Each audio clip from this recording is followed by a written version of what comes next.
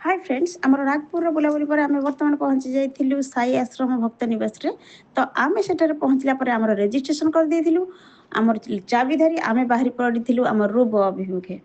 Room रे पहुँचला परे आमे आमर फ्रेश हेई प्रसाद सेवन करिथिलु। प्रसाद सेवन करि सारिया परे टिके समय आमे रेस्ट करथिलु। पाखापाखि 4टा समय आमे बाहरी पड़िथिलु साई बाबा दर्शन अभिमुखे। तो साई बाबा दर्शन अभिमुखे आमे बर्तमान बाहरी पड़िलु। से कैंपसटा एते सुंदर होइथिला, एते बड़ माने कहंतुनी आपण माने थर जे जो माने जाइथिबे निश्चित जानिथिबे भल भाबरे। सेटाकार रूम पूरा बहुत बड़ बड़ बिल्डिंग गुडा थिला, ए बी सी डी एमिति हिसाब रे थिला।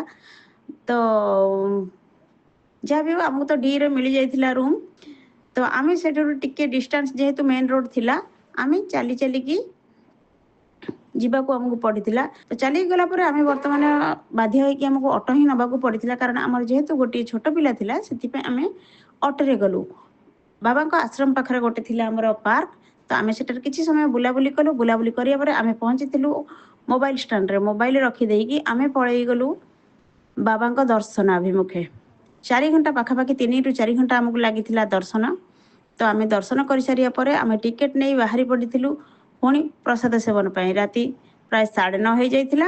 ତ ଆମେ ସେଠାରେ ପ୍ରସାଦଟା ବହୁତ ଶାନ୍ତି ଲାଗୁଥିଲା ଖାଇବା ପାଇଁ ବାବାଙ୍କର। ତ ଆମେ ଖାଇସାରିଲା ପରେ ପୁଣି ଫେରି ଆସିଥିଲୁ ଆମ ରୁମକୁ। ତ ନେକ୍ସଟ ଜର୍ଣ୍ଣି ନେକ୍ସଟ ଆମେ କେଉଁଠାକୁ ଗଲୁ ତ ନେକ୍ସଟ ଭିଡ଼ିଓରେ ଆପଣ ଜାଣିବେ। ବାଏ, ଜୟ ଜଗନ୍ନାଥ, ରହୁଛି।